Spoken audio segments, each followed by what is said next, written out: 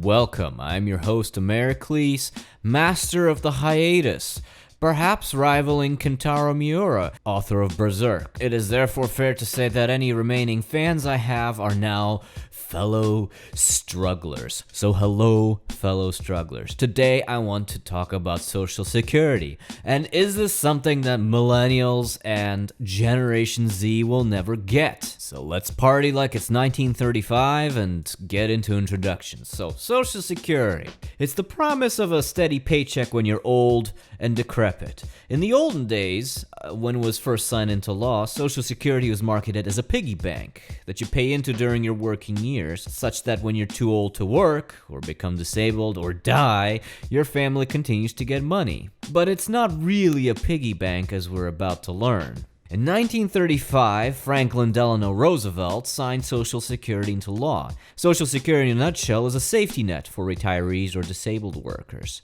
Your average retiree today, in 2018, 2019, collects about $1,400 a month in benefit. And on your paychecks, it appears as one of those fun trifectors or quadrifectors, is that even a word, of taxes that we pay into. Social Security, Medicare, Medicaid, etc. Either way, the tax rate is 6.2% for employees and 6.2% for employers. So in actuality, the Social Security tax rate is 12.4%.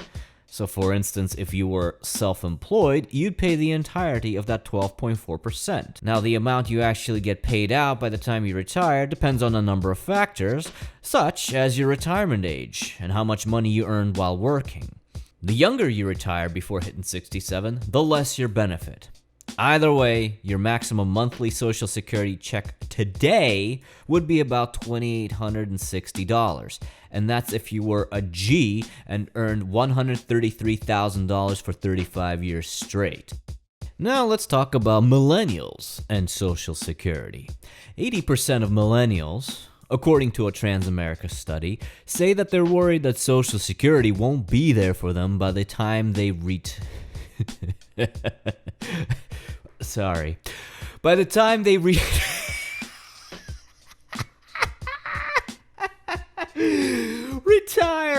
You gotta be fucking kidding me. Millennials aren't retiring. Everybody knows that. But let's just say by the time millennials reach legal retirement age, most of them think we won't get a damn cent. And some of it, I imagine, is because there's a lot of news stories out there that say if no changes are made to the current Social Security structure, the current trust fund for Social Security will be depleted by the year 2034. Now, what the trust fund is actually supposed to be is kind of a buffer. Just because it runs out doesn't mean Social Security will run out, but it does mean that the benefit will only be capable of paying out 75 cents on the dollar instead of the full amount that you're entitled to. So, if we go back to that average of $1,400 per worker, it would actually be $1,050, or if we adjust for inflation, $1,500 in 2034. Now, millennials won't be anywhere near the retirement age in 2034, of course. Never is probably more like it. Also, I'm sure they'll solve the problem by just increasing taxes to fill the gap. Wonderful. This leads me to the problem with Social Security. In the United States, the average worker can expect to earn $2.7 million over a lifetime of work. Extrapolating taxes paid for Social Security within that period, we get about $335,000 paid into the system. So if we can expect to be put 6 feet under after retiring at 67, which just happens to be the current US life expectancy of 78 years, and sadly it's actually been dropping as of late, I wonder why. So if we then take that $335,000 and divide it by 11 and 12 for months, we should be getting about $2,500, but obviously we don't get that. We get $1,100 less, and if nothing changes, $1,500 less. Therefore, for every dollar you put in, if you die like a true statistically representative American millennial, you get about 42 cents based on my half-drunken math. Now that doesn't really look too good, and at some point it begs the question if the cost outweighs the benefit. So, let's consider Joe Blow, the white-collar guy, and let's say he has a completely average income his whole life that never changes, for simplicity. He makes $55,000 a year, a number I pulled from our previous $2.7 million example. If we magically poofed away the Social Security tax of 6.2%, Joe gets to then save about $3,400 a year. If he invested that money for 40 years into something boring like government bonds, they would grow at an average of 6% a year, and so he'd come away with a whopping $600,000 for retirement.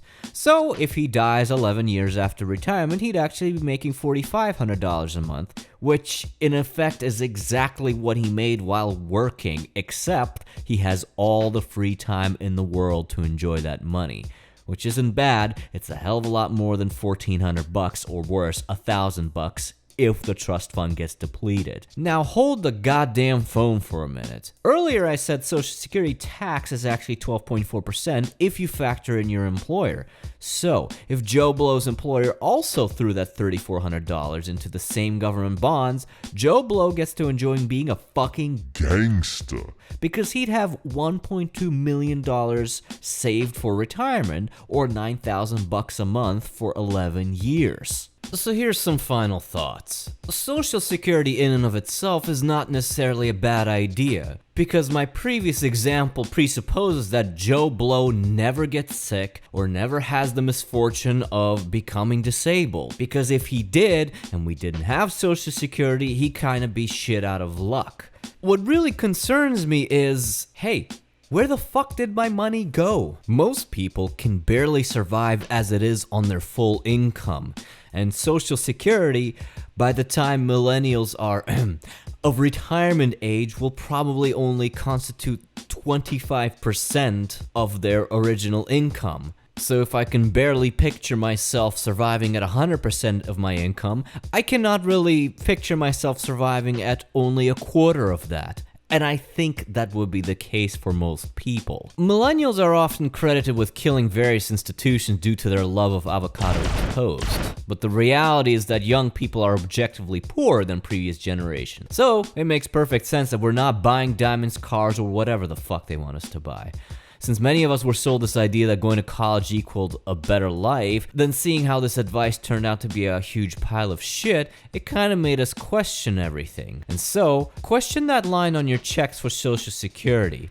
Having a Social Security net is nice, but if most people who actually paid into the system won't even see a dollar for dollar amount, or I should say a quarter for dollar amount, does the cost outweigh the benefits? What would you do with an extra $7,000 a year of Social Security when poof tomorrow?